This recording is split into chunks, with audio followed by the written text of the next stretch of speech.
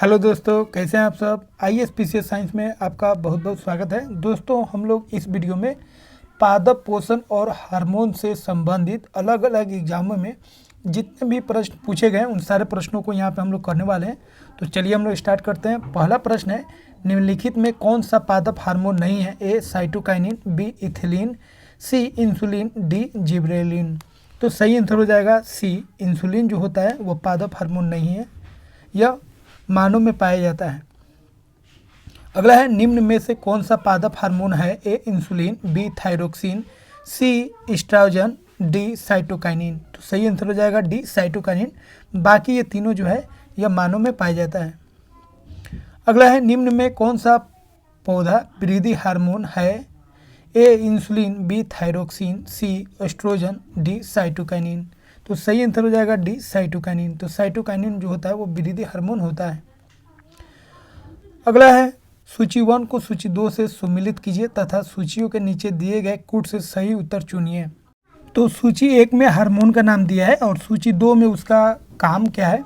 तो ऑक्सिन का काम होता है शिखर प्रधानता, जिबरेलिन का हो जाएगा कोशिका वृद्धि, साइटोकिनिन का हो जाएगा कोशिका विभाजन,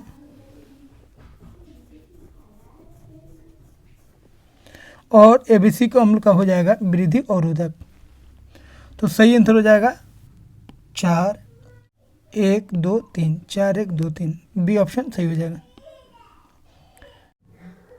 अगला है, सूखा सहिष्णुता से संबंधित हार्मोन है। ए एबिसिक अम्ल, बी जिबरेलिन, सी इंडोल एसिटिक अम्ल, डी साइटोकाइनिन। तो सही आंसर हो जाएगा ए एबिसिक अम्ल। अगला है, गैसीय स्थिति में पाए जाने वाला हार्मोन है। ए एबिसिक एसिड, बी एथिलीन, सी जिबरेलिन, डी ऑक्सिन। तो सही आंसर हो जाएगा बी एथिलीन।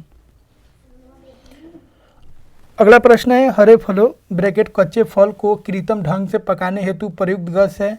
ए acetylene, C hydrogen, B ethane, D carbon dioxide. तो सही आंसर हो जाएगा ए एसिटिलीन। एसिटिलीन या इथिलीन का हम लोग इस्तेमाल करते हैं कच्चे फलों को पकाने में। अगला है, निम्नलिखित में से कौन सा पादप हार्मोन मुख्यतः फल परिपक्वता के लिए उत्तरदायी है। ए साइटोकिनिन, बी एबिसिक अम्ल, सी एथिलीन, डी उपरोक्त में से कोई नहीं। तो सही आंसर हो जाएगा सी एथिलीन। अगला प्रश्न है, जब किसी वृक्ष की छाल वृक्ष के आधार के पास से गोलाकार चारों तरफ से हटा दी जाती है तो यह वृक्ष धीरे धीरे सूख कर मर जाता है क्योंकि ए मृदा से जल वायु अंगों में नहीं पहुंच पाता, बी जड़ें ऊर्जा से वंचित रह जाती है, सी वृक्षा मृदा जीवाणुओं से संक्रमित हो जाता है, डी जड़ों को श्वसन हेतु ऑक्सीजन नहीं प्राप्त हो पाता। तो सही आंसर हो जाएगा बी, जड़ें ऊर्जा से वंचित रह जाती हैं। अगला प्रश्न है, पौधों में फ्लायम मुख्यतः उत्तरदायी है। ए आहार वहन के लिए, बी अमीनो अम्ल वहन के लिए, सी ऑक्सीजन वहन के लिए, डी जल वहन के लिए। तो सही आंसर हो जाएगा ए आहार वहन के लिए। तो खाना जो जाता है, जो आहार जाता है वो फाइलम के द्वारा जाता है। अगला है, पौधों में पानी पहुंचाया जाता है। ए जाइलम द्वारा, सी फाइलम द्वारा, बी इपिडर्मिस द्वारा, डी कैम्ब्रियन द्वारा। तो सही आंसर हो जाएगा ए जाइलम द्वारा।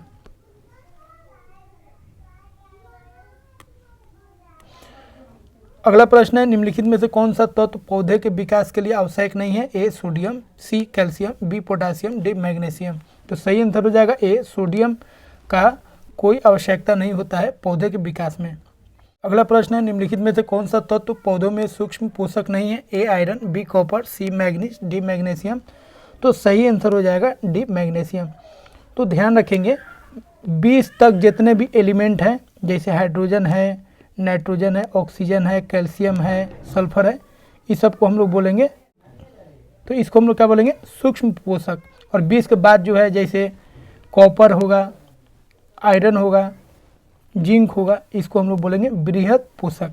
ठीक है, तो ये तीनों हो जाएगा बृहद पोषक, और सूक्ष्म पोषक कौन हो जाएगा, मैग्नीशियम।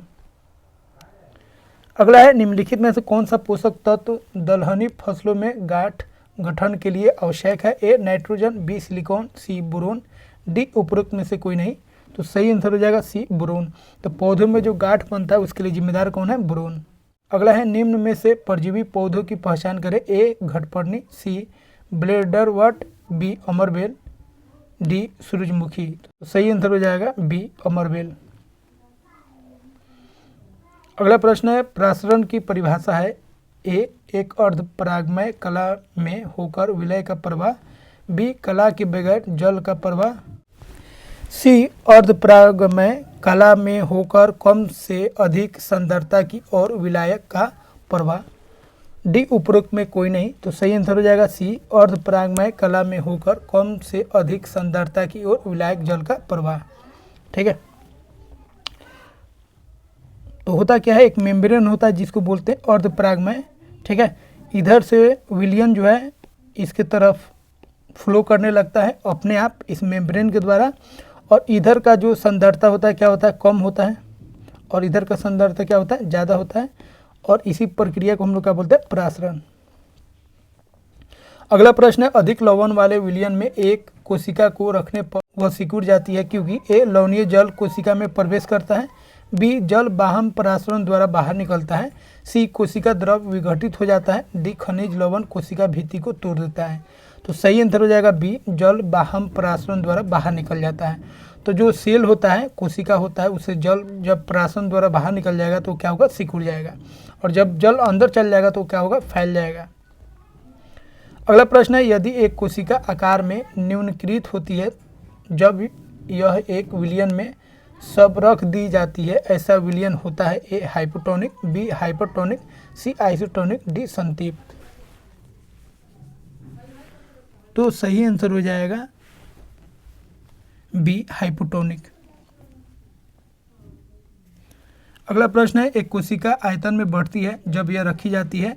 ए, एक समप्रासरी विलयन में। बी, एक अति प्रासरी विलयन में। सी, एक अल्प प्रासरी विलयन में। डी, इनमें से कोई नहीं। तो सही आंसर हो जाएगा सी, एक अल्प प्रासरी विलयन में। अगला प्रश्न है, बीज फूलते हैं जब जल में रखे जाते हैं। ए, प्रसारण के कारण। बी, अंतःशोषण के कारण। सी, जलीय अपघटन के कारण। तो सही आंसर हो जाएगा बी, अंतःशोषण के कारण। अगला प्रश्न है, लकड़ी के बने दरवाजे का वर्षा ऋतु में फूलना होता है। ए, अंतःप्रसारण के कारण। बी, अंतःशोषण के कारण। सी, केसी तत्व के कारण। डी, जीव द्रव कुंचन के कारण। तो सही आंसर हो जाएगा बी, अंतःशोषण के कारण।